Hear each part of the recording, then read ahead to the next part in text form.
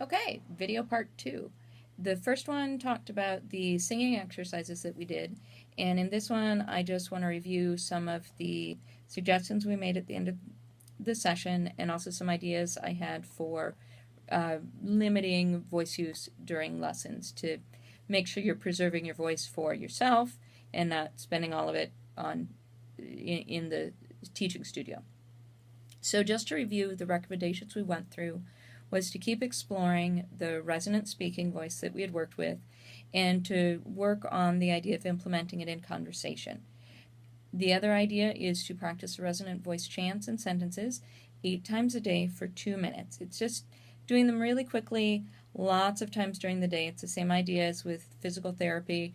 You're going to do lots of repetitions very often.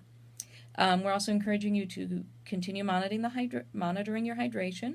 Brock had mentioned some ideas last time of marking off on your water bottle when you're drinking. Sometimes you could fill all the water bottles you want to go through in a day and then just work your way through as you go.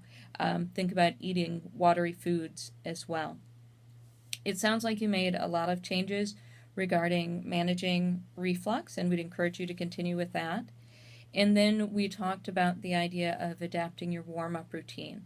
So we went through some of the vocal exercises that we would encourage you to do at the beginning, but also remember that the physical stretches are really important, doing the straw phonation, doing sighs and glides to get the voice going before you really jump right into heavy-duty, pretty demanding work for your vocal folds. So get things going with your body, with the breath, with the voice in the middle, with the voice in a light way, and then move to the extremes after that. And then the last thing we'd encourage you to do is to think about strategies to reduce the voice use, especially on days when you have a lot of teaching or a lot of calls to make. And a couple of the ideas I have for teaching that I wanted to share are, we talked a little bit about the idea of really being very concise with what you want to say, very clear language. Sometimes it's very easy to want to throw everything out there to the student and give them lots of different ways about thinking of things. But remember, you need to preserve your voice so you can teach everybody and have it for yourself. So use concise explanations and concise phrases. And with that, one of the things you can do long term is start building up single reference words that mean a lot of other things. So you can, instead of always reminding them to breathe with a low breath, you can just talk about, okay, well, I want you to breathe with your low breath, so think low. And you could also do maybe a gesture to the belly or some gesture to go with it. And eventually, as you pair the instructions and kind of that cue phrase, you get to a point where you can just say breathe low. And that particular student will know that that's your shorthand for, oh yeah, I got to breathe with my belly, think low, do all the other things that I've been told by my teacher. But you're not actually saying nearly as much. With that, I like the idea of pairing gestures in, because then after a certain number of pairings, the gesture will communicate the same information for that student. It takes time, and in the beginning you can't just go, oh, do this and do that, and have the student get it. But if you explain it and pair it, you can then stop using the words later on. So those are a couple ideas. Concise language, teaching the students cue words, pairing gestures with explanations, and then relying on the gesture in the future.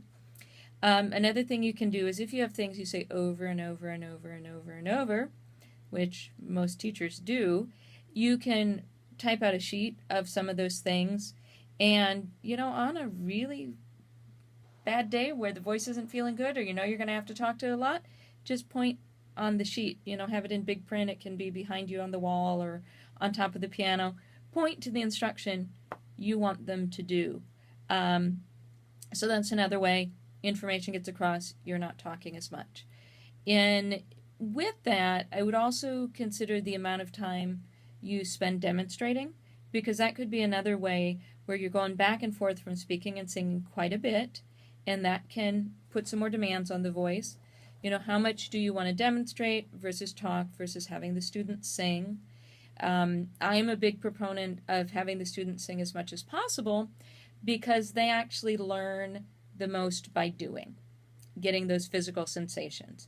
I mean, could you imagine if our sessions were just Brock and me talking?